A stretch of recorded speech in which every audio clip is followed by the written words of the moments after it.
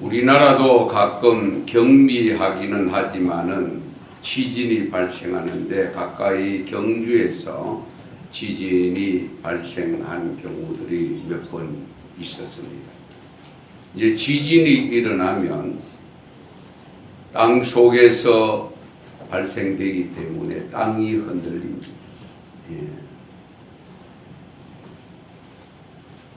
경주에서 지진이 있을 때 저도 한번 경험이 다른 데서 미팅을 하고 있는 데에 창문이 조금 흔들려서 뭐 지나가는 큰 차가 지나가나 그렇게 생각하고 있었는데 지진이 일어났더라고요. 그래 땅이 흔들린 지진이 그나마 우리나라는 아직도 약한 지진이 있기 때문에 다행이기는 합니다만은 땅만 흔들리는 것이 아니고 그로 인해서 흔들리는 것이 많습니다. 부동산 값도 흔들리고요. 거기다가 마음이 흔들리는데 이사를 가야 되나 말아야 되나 흔들립니다.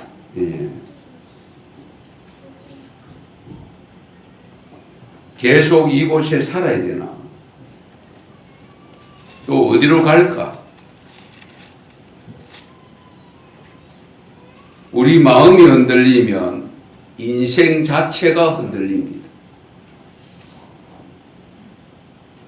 그래서 사탄은 우리의 마음을 자꾸 흔들려고 합니다.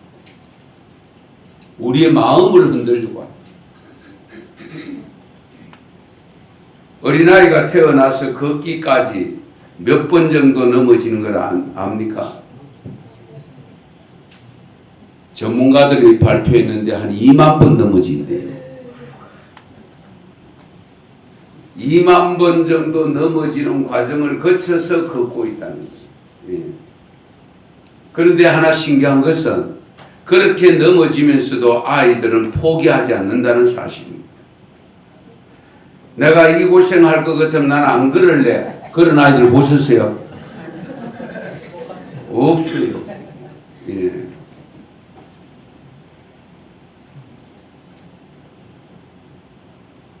우리 작가 중에 김난도 선생이 있는데요. 청년들을 대상으로 하는 책을 써서 베스트셀러가 된 적이 있는데 좀 오래됐습니다만은 2010년도에 아프니까 청춘이다. 아시죠? 아프니까 청춘이다.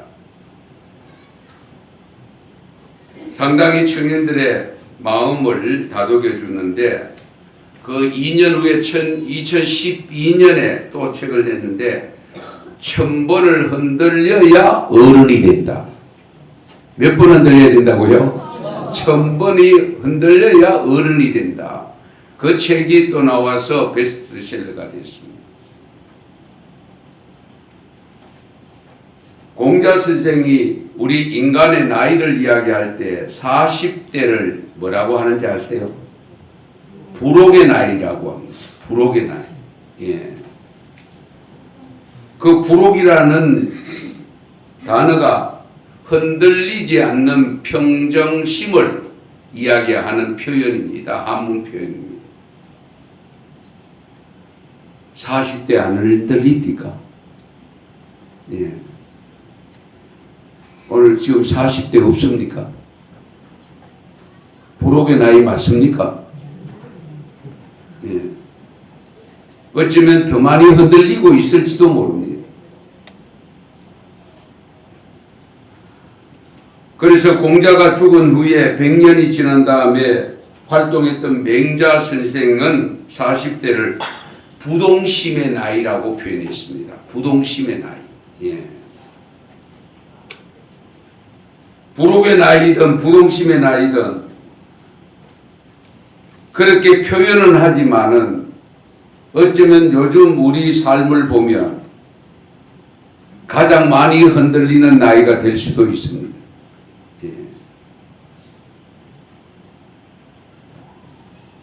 어떤 유혹에도 흔들리지 않는 삶을 살고 있는 분 계십니까? 내 마음은 요지부동이다. 그런 분 계세요?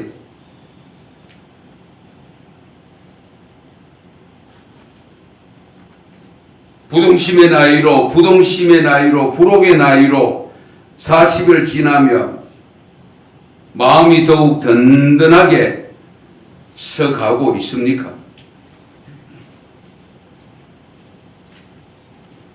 여전히 유혹에 넘어갈 때도 있고 어떤 것에 작은 것에 마음이 흔들리는 경우도 있고 생각지도 못한 일들에 의해서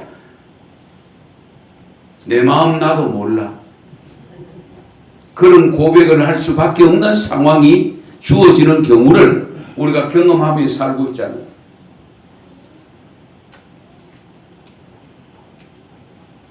나이를 많이 먹었다고 해서 인생이 흔들리지 않는 것이 아니더라고요. 어차피 인생은 흔들리면서 살아갈 수밖에 없는 인생입니다. 왜 그럴까요? 완벽하지를 못합니다. 미약합니다. 부족한 것이 많습니다. 인간에게 찾아온 것이 죄인데요. 죄들이 우리의 마음을 흔들어 놓잖아요. 이제는 우리의 믿음까지 흔들어 놓잖아요.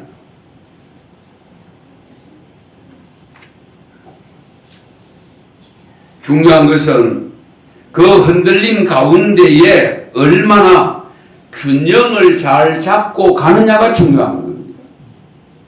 흔들리지 않는 사람 아무도 없습니다. 그 흔들림 속에서 얼마나 중심을 잡고 가느냐가 중요한 겁니다.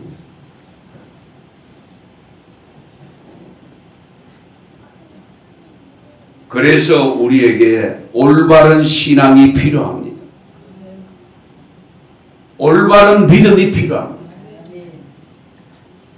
나름대로 믿음 생활 잘하고 있다고 하는 분도 어느 순간에 흔들려서 예배를 드리지 않거나 다른 교회를 이동을 하거나 별의별 현상들이 생깁니다. 전혀 그렇지 않을 것이라고 생각했던 분들이 그런 일을 보일 때에 나도 흔들려요. 그렇죠? 내 마음도 흔들려요. 예. 오늘 본문 말씀에 보면 크게 인생이 흔들린 사람이 등장합니다. 우리가 너무 잘 알고 있는 사람입니다. 그것도 예수님의 수제자 베드로입니다. 베드로가 어떤 사람입니까? 너무 잘 알잖아요. 갈릴리 호숫가에서 고기 잡다가 예수님의 부름을 받고 제자된 사람으로서 3년 동안 예수님의 공생에 3년 동안 따라다니면서 제자 생활할 때에 항상 다른 제자의 이름은 거명한데도 베드로 이름 빠진 적이 없습니다. 특히 베드로, 야고보, 요한. 예. 베드로는 예수님과 동행했던 12명의 제자들 중에 누구보다도 자세하게 행적을 남겨놓고 있습니다. 마태복음 14장에 보면 우리 제자들이 배를 타고 갈릴리 호수로 건너고 있을 때 바람이 거세게 불어옵니다. 그때에 예수님이 물리로 걸어오십니다. 그래서 제자들은 그 물리로 걸어오신 예수님을 보고 금방 못 알아차리고 유령인가 하여 우리말로 하면 귀신인가 하여 예 무서워서 소리를 질렀다고 했습니다. 그때 예수님께서 안심하라 내다 나다 두려워하지 말라.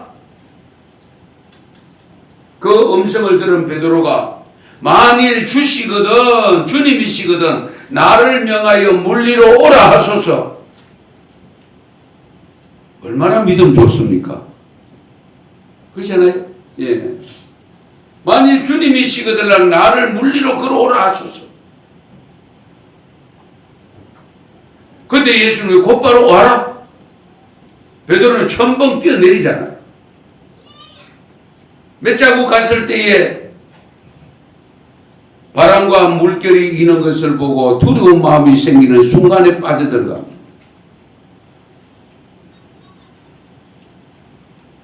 어쨌든 베드로가 의심 없이 배에서 물에 뛰어내렸다는 사실입니다. 마태복음 16장에도 보면 예수님이 제자들에게 사람들이 인자를 누구라 하느냐, 사람들이 나를 뭐라고 하느냐. 그러니까 이 제자들이 대답합니다. 더러는 세례 요한이라고도 하고, 더러는 엘리야라고도 하고, 더러는 예레미야 선지자 중에 한 사람이라고 하던데요. 그래? 그러면 중요한 것은 내잖아요. 내. 너희들은 나를 누구라고 하느냐? 다른 사람들은 그렇게 친다고 하면 너희들은 나를 뭘로 보고 있느냐? 누구라고 생각하느냐? 그때 또 베드로가 적답을 합니다. 주는 그리스도시요 살아계신 하나님의 아들입니다. 할렐루야. 순발력이 대단합니다. 믿음이 대단하지 않습니까? 그래서 16장 마태복음 16장 21절 이하에 보면은 예수님이 제자들에게 이렇게 말씀합니다. 예루살렘에 올라가 장로들과 대제사장들과 서기관들에게 많은 고난을 받고 죽임을 당하고 제3일에 살아나야 하리. 이렇게 말씀하셨을 때에 역시 베드로가 또 나타납니다. 예수님을 붙들면서 항변하기를 그 16장 22절에 보면 주여 그리 마옵소서 이 일이 결코 어때요? 죽게 믿기지 아니하리다. 이런 고백을 할 정도면 어떻게 하겠다는 겁니까? 자기가 받겠다는 거잖아요. 예? 이 일이 결코 주님께 미치지 않습니다. 막아주겠다는 겁니다. 용기가 대단한 거 아닙니까?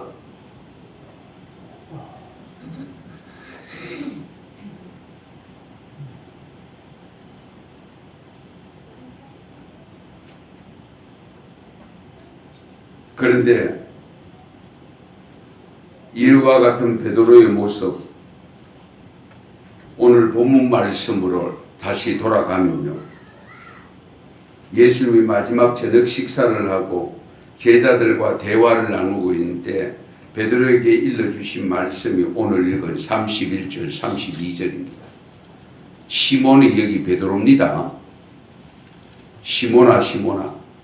사탄이 너희를 밀가부르듯 하려고 요구하였으나 밀가부르듯 이해가 됩니까? 밀을 어떻게 가부려요? 옛날은 전부 체이에다가 해가지고 작은 돌멩이 이런 걸 다 가려냈잖아요. 예, 밀가부르다. 얼마나 많이 흔들립니까? 예. 그런데 예수님께서는 내가 너를 위하여 내 믿음이 떨어지지 않기를 기도했다. 예수님도 베드로의 모습을 보면서 정말 용기 있고 센스 있게 순발력 있게 대답하는 건 너무 좋은데 훤히 알고 계시잖아요. 그러니까 사탄은 너를 밀가부르듯 하려고 한다. 그래서 내가 너를 기도하고 있다. 그러므로 너는 돌이킨 후에 내 형제들을 굳게 해라. 사명감을 주십니다. 이때 베드로가 또 대답한 내용이 33절인데요. 주여 내가 주와 함께 오게도 죽는 데에도 가기를 어떻게 해요? 각오했다. 상 받아야 되잖아요. 표창감이잖아요. 그렇지 않습니까? 옥에 들어가도 나도 가겠습니다. 주님이 죽는다면 나도 죽는데 가겠습니다. 만약에 저희들이 같으면 야 내가 세워도 참 잘 세웠다. 그런 고백을 하지 않겠습니까? 예. 내가 친구를 둬도 이런 친구를 진짜 좋은 친구도 없네. 자랑거리고 칭찬할 거리 아닙니까?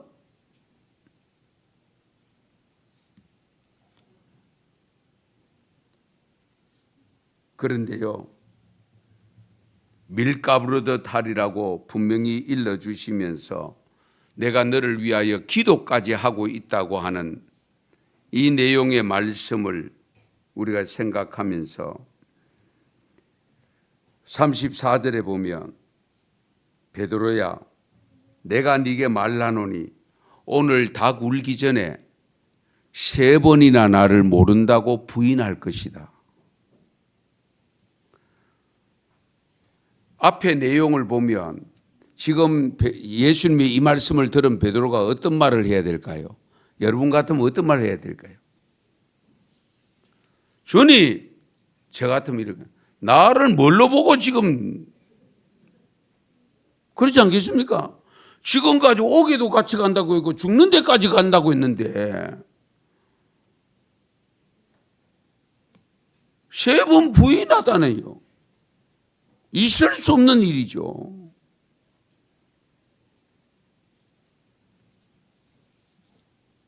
그런데 중요한 것은 우리가 잘 아시는 대로 부인했다는 사실이잖아요.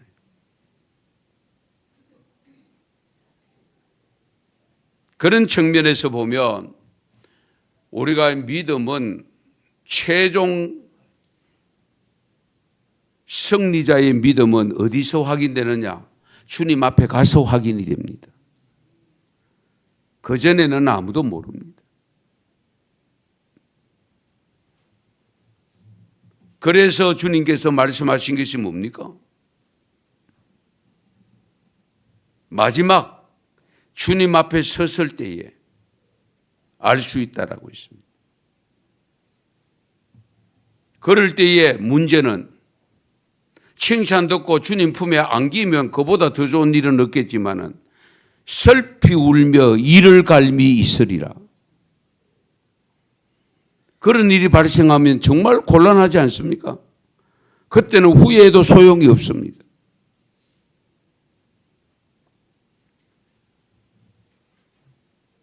오늘 본문 말씀 54절 이하에 보면 어쨌든 전혀 다른 모습을 발견하게 되는데 병사들이 예수님을 잡아 끌고서 대제사장의 집으로 들어갈 때 베드로가 따라갑니다. 따라가기는 따라가는데 어떻게 따라갑니까?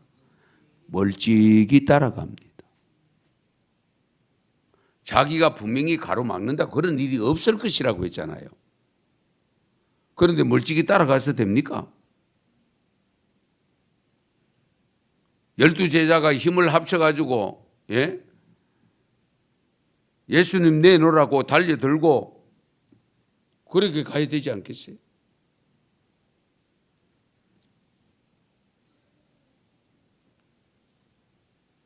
그렇게 따라간 베드로의 행동을 보시면 사람들이 뜰 가운데 불을 피우고 함께 앉았는데 베드로도 그 가운데 앉았고 그때에 한 여종이 여자아이가 심부름하는 여자아이가 베드로가 불빛을 향하여 앉은 것을 보고 주목해서 보면서 하는 말이 뭡니까? 이 사람도 그와 함께 있었다. 그때에 베드로가 이 여자여 내가 그를 알지 못하노라. 변해도 이렇게 변할 수 있습니까? 신앙이 흔들려도 이렇게 순식간에 흔들릴 수 있습니까? 잘 생각하셔야 됩니다. 오늘날 우리가 살아가는 삶 속에 우리는 베드로를 바라보면서 이런 경우는 없을 것이라 생각하지만은 죄송하지만은 돈 몇 푼에 흔들리기도 하고 말 한마디에 흔들리기도 하고 작은 행동 하나에 흔들려서 우왕좌왕하고 그런 경우가 많이 있지 않습니까? 잘 생각하셔야 됩니다.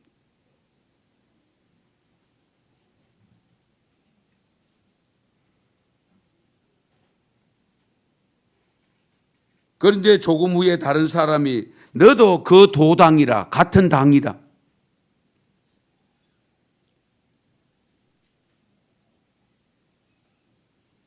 그러니까 이 사람아 나는 아니다 라고 표현합니다. 한 시간 좀 있다가 또 한 사람이 나타나서 이 사람도 갈릴리 사람이다. 참으로 그와 함께 있었는 사람이다. 예수님과 함께 있는 사람들. 그때 베드로가 그래? 당신의 말이 맞다. 내가 예수님과 함께 있었고 내가 바로 그분의 제자다. 그렇게 대답을 하면 얼마나 좋겠습니까? 그렇잖아요. 그런데 오늘 말씀 60절에 보면 이 사람아 나는 네가 하는 말을 알지 못하노라. 정말로 몰라서 이 말을 했습니까? 네가 무슨 말 하는지 내가 모르겠다. 부정하려고 할 때에 이런 표현을 쓰잖아요. 당신이 하는 말을 못 알아듣겠다. 무슨 말인지 모르겠다. 이렇게 쉬운 표현을 해줬는데도 모르겠다 말이 됩니까? 성도 여러분, 베드로의 이런 모습이 오늘 나에게는 없는가? 오늘 청년들에게는 없는가? 오늘 믿음을 가지고 가르치고 말씀을 대언하고 있는 이 목사에게는 없는가? 하는 생각을 하지 않을 수가 없습니다.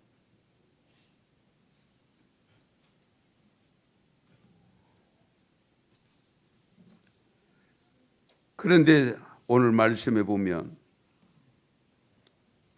그 세 번째 부인하는 대답을 하는 순간에 다구름 소리가 들립니다. 그리고 나가서 마지막 62절에 보면 통곡을 했다라고 있습니다. 통곡을 한 이유가 뭡니까? 예수님이 하신 말씀이 생각났어. 천만다행이죠. 예. 예수님이 하신 말씀이 생각이 났어. 통곡하여 울었더라. 그 통곡의 눈물은 일종의 회개의 눈물이죠. 예. 회개의 눈물을 흘렸기 때문에 마가다락방에까지 가서 성령을 받고 3,000명을 회개시키고 마지막까지 십자가를 지고 가는 제자가 되었던 겁니다. 할렐루야. 우리도 나름대로 믿음을 자랑하면서 믿음 생활 잘한다고 생각하지만은 언제 어느 때 넘어질 가능성은 누구에게도 있다는 사실을 기억하면서 그러나 그 넘어진 것으로 거기에 주저앉는 것이 아니라 정말 주님의 말씀이 생각나서 회개하고 깨닫고 통곡의 눈물을 흘리고 돌아오면 항상 하나님 앞에서 다시금 하나님이 받아주십니다. 이 점도 우리가 깊이 헤아려야 됩니다. 성경 속에 등장하는 인물 중에서 믿음의 본이 되는 사람이 여러 사람이 있습니다. 그 중에 가장 으뜸되는 사람이 믿음의 조상이 된 아브라함 아닙니까? 지금 창세기 강의하는데 아브라함이 어떤 사람입니까? 갈대아 우르에서 내가 지시할 땅으로 가라 해가 그 말씀에 순종해서 간 사람입니다. 그런데 가서 살고 있는 동네에 기근이 찾아옵니다. 기근이 찾아오자마자 아브라함이 어디로 갑니까? 애굽으로 내려갑니다. 정말 우리의 믿음은 알다가도 모를 그런 믿음. 한번 생각해 보세요. 하나님이 인정했습니다. 갈대아 우르를 떠나라고 할 때 두말하지 않았습니다. 내 본토 친척 아비 집을 떠나라 두말하지 않고 순종했던 사람입니다. 그런데 기근이 찾아왔을 때에 하나님 앞에 물어본 적이 없어요. 그냥 떠나는 애국으로.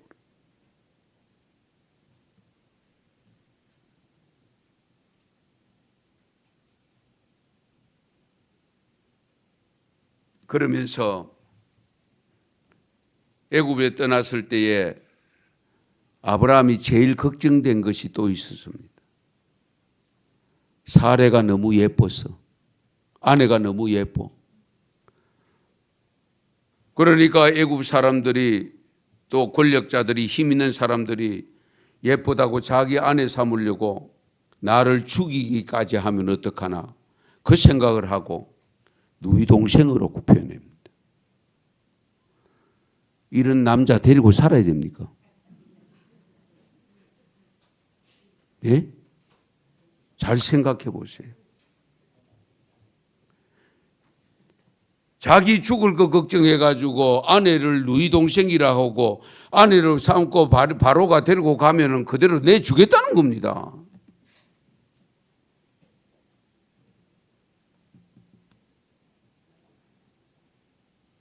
믿음 좋은 아브라함이 어떻게 이렇게 될 수 있을까요?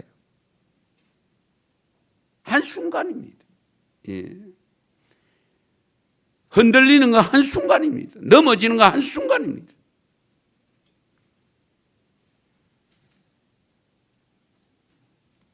우리가 선지자 중에도 여러분 잘 아시는 대로 엘리야 선지자 아시죠? 갈멜산에서 바알 선지자 아세라산 850명과 싸워서 이기잖아요. 그리고 이기고 난 다음에 왕이 그 소식을 듣고, 왕비가 그 소식을 듣고, 아합왕의 왕비가 이세벨입니다. 그리고 이 엘리야 선지자를 죽이려고 계획을 세웠습니다. 그 소식을 엘리야 선지자가 들었습니다. 그때에 엘리야 선지자가 광야 깊은 곳까지 도망을 가서 노뎀나무 아래에서 기도하는 때에 그 기도한 내용이 여호와여, 지금까지 산 것이 넉넉합니다. 이만하면 됐습니다. 내 생명을 거두시옵소서. 아이고, 이 정도 살았으면 됐습니다. 바알 선지자 아세라 850명을 싸워서도 이기고 했는데 이 정도면 됩니다. 날 생명 거두어 가소서. 믿음이 좋은 것 같죠? 예.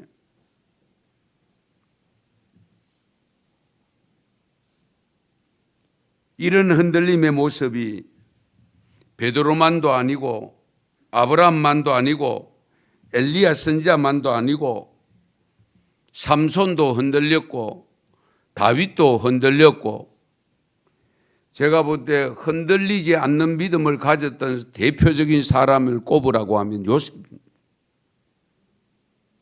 요셉은 흔들린 것이 별로 없어요. 예. 그래서 요셉의 믿음이 정말 우리가 본받을 믿음이죠.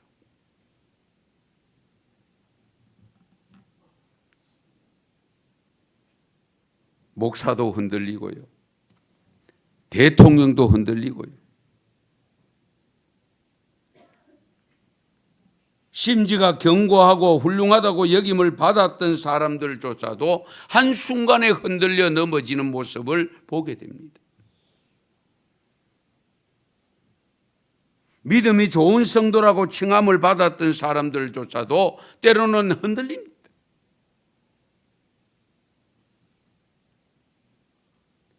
그런데요, 가끔은 흔들려 보고 때로는 모든 것을 놓아보는 삶, 그 과정을 치르면서 얻는 소중한 깨달음도 없지 않아 있습니다. 예. 흔들림이 있다고 해서 다 안 되는 것도 아니잖아요. 사실은요, 나무를 심었을 때에, 이전에서 심었을 때에 흔들릴까 싶어서 강목을 세워줍니다. 그러나 비바람에 조금씩 흔들릴 때마다 살기 위해서 뿌리를 깊이 내린다는 사실, 우리가 이 사실을 깊이 헤아려야 됩니다. 우리가 삶을 살아가면서 늘 좋은 일만 있으면 어떻게 될까요? 올바른 믿음의 생활이 되겠어요? 크고 작은 흔들림 속에서 그 흔들림을 견뎌내면서 거기에서 정말로 올바른 믿음으로 살아남기 위해서 우리가 힘쓰고 애쓰는 가운데서 믿음의 뿌리도 점점 깊이 내려지고 든든히 서가는 믿음이 되어져서 마지막에 열매를 주렁주렁 맺어서 주님 앞에 서는 날이 올 줄로 믿습니다. 우리가 그 믿음 가지고 살고 있습니다.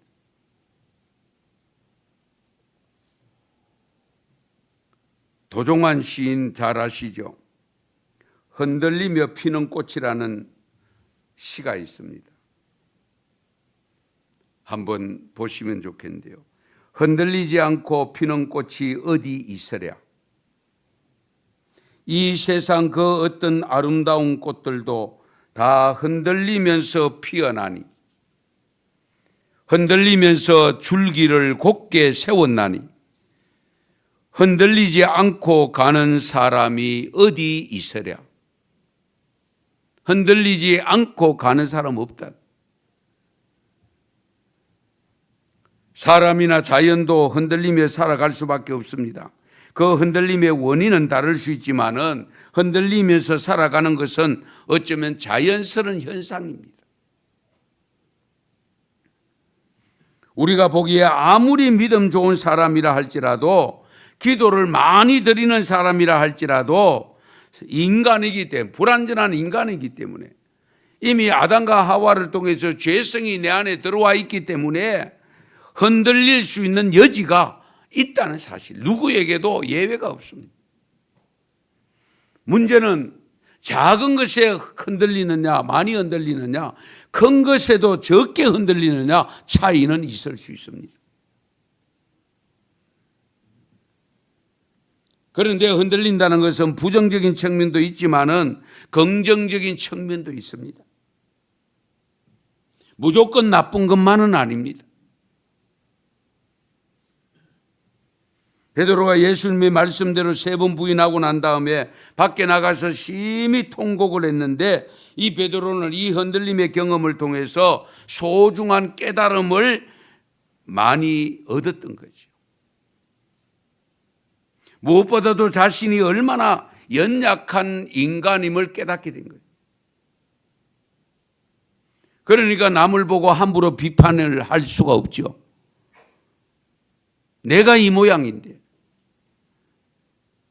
주님의 사랑을 나 혼자 독차지하는 것처럼 보이고 그걸 자부심을 가지고 어디를 가든지 예수님께서 나를 데리고 다녔고 그걸 생각하면서 긍지를 가지고 우쭐대면서 살아왔는데 한순간에 무너지는 그 모습을 보고 뭐라고 생각하겠습니까? 나도 별 수 없구나. 나도 저 사람들하고 다를 바가 없구나. 자랑할 게 없구나. 겸손하게 살아야 되겠다. 그런 생각을 가질 수밖에 없어요. 예.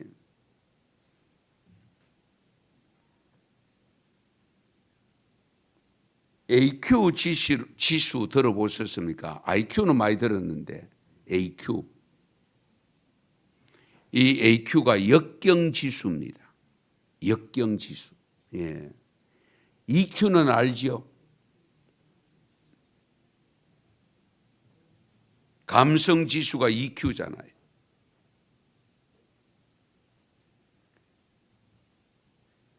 그런데 요즘은 또 네트워크 지수가 있더라고요.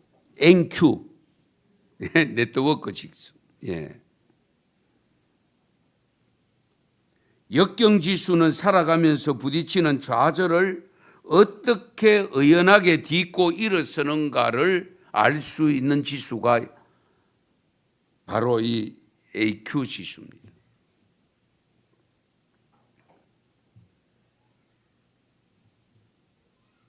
어쨌든 우리가 세상이 되어져 가는 가운데 전 세계가 흔들리고 있는 것이 중동에서 발생한 전쟁 아닙니까? 싸우는 나라는 몇 나라 되지 않는데 250여 개 나라가 흔들리고 있습니다. 그 흔들림 속에 뼈저리게 또 삶에 영향을 주고 있는 흔들림이 경제적 흔들림입니다. 이런 흔들림이 왜 일어나도록 하나님은 그냥 두고 계실까요? 생각해 보셨습니까? 이런 흔들림이 있을 때마다 하나님이 우리에게 요구하시는 것이 뭘까요?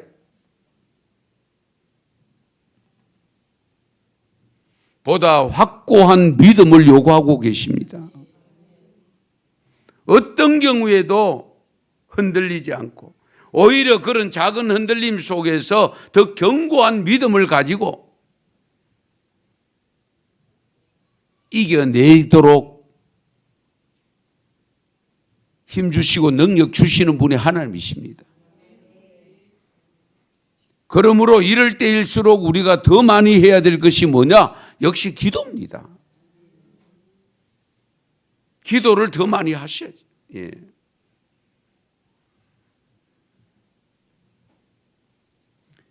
그래서 우리가 해야 할 일이 몇 가지가 있습니다. 우선 첫 번째는 버티는 겁니다. 흔들릴 때에 그 흔들리면서 완전히 매몰되는 것이 아니라 끝까지 살아남는 버티는 것을 잘해야 됩니다. 예.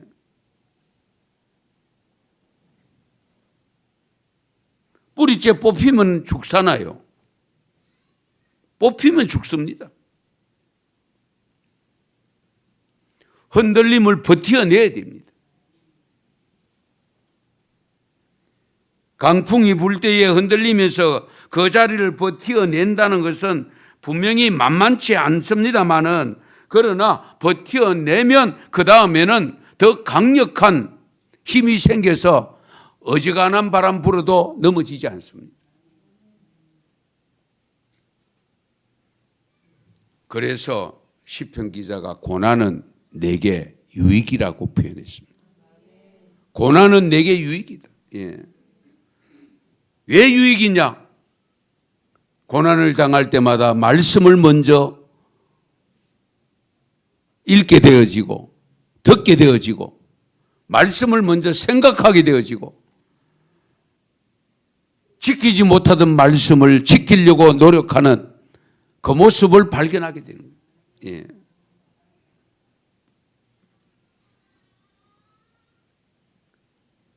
스물여덟 살에 아이와 단둘이 남은 이혼녀가 있었는데요. 정부에서 빈곤층 생활보조금을 받으면서 건건히 살아갑니다. 그런데 이 여인이 어느 날 작가가 되겠다는 그러면서 유모차를 밀고 동네 카페에 가서 글을 쓰기 시작했대요.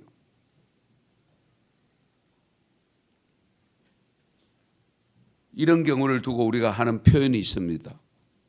꿈도 야무지다. 예? 꿈은 가상하지만은 원고를 다 쓰고 잘 들으세요. 복사비가 없어서 팔만 단어나 되는 글을 일일이 처음부터 다시 타자를 치기 시작하는 그런 형편입니다.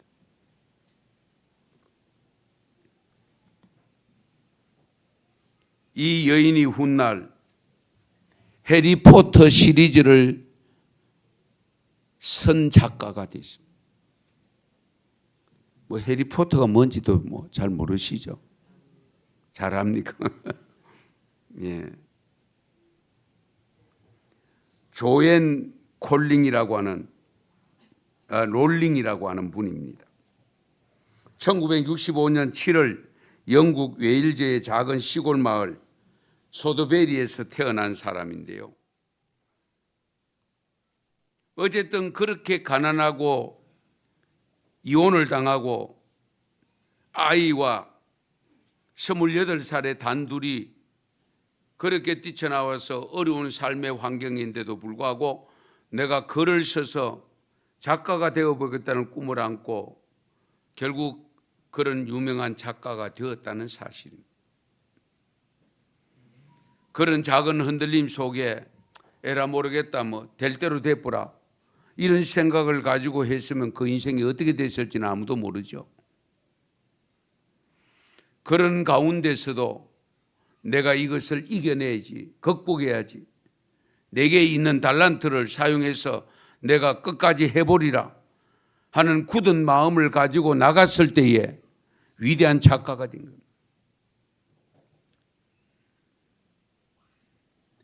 흔들릴 수밖에 없는 상황에서도 뽑혀나가지 아니하고 버티면 반드시 새롭게 열매를 맺어 아름다운 모습으로 나타나는 현상이 있음을 믿으시기 바랍니다. 우리 하나님은 그런 사람들을 그냥 두지 않습니다. 교회를 다니다가 안 다니시는 분들의 이야기를 들어보면 교회를 나가지 않게 된 이유가 나름대로 다 있습니다. 그런데 대부분은 가까이 있는 분들로부터 상처를 받아요. 가까이 믿었던 분들로 의해서 상처를 받아요. 성도 여러분, 눈에 보이는 작은 것 때문에 흔들려서 믿음의 뿌리까지 흔들려서 영생을 잃어버린다면 그보다 더 어리석은 것이 어디 있습니까? 그렇지 않습니까? 잘 생각하셔야 돼요.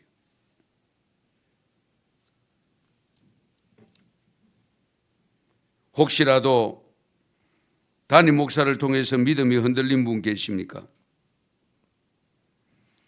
그것 때문에 영생을 잃어버리거나 하나님이 주실 복까지 놓쳤어야 되겠습니까?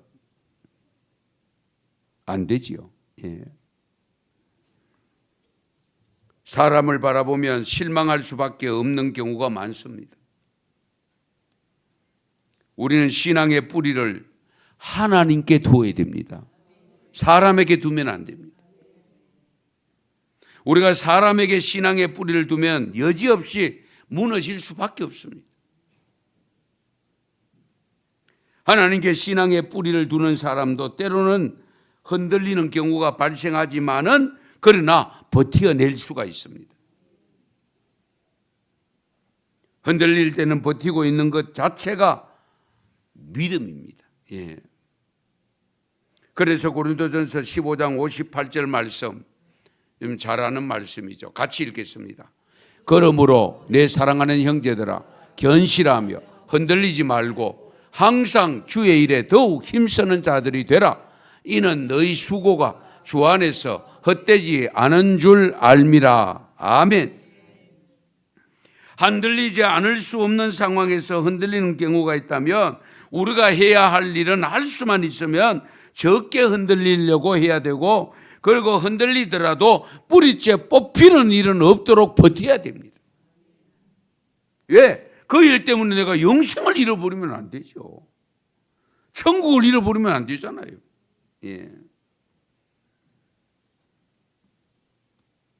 분명히 사탄은 우리를 밀 까부르듯이 까부러서 우리를 흔들어서 하나님께로부터 떨어져 나가게 만들려고 하고 있습니다. 베드로만 그런 게 아니에요. 베드로 같은 믿음도 흔들어 놓는데 저와 여러분 같은 믿음이야 어쩌면 사탄이 쉽게 보고 쉽게 넘어뜨리려고 하지 않겠어요?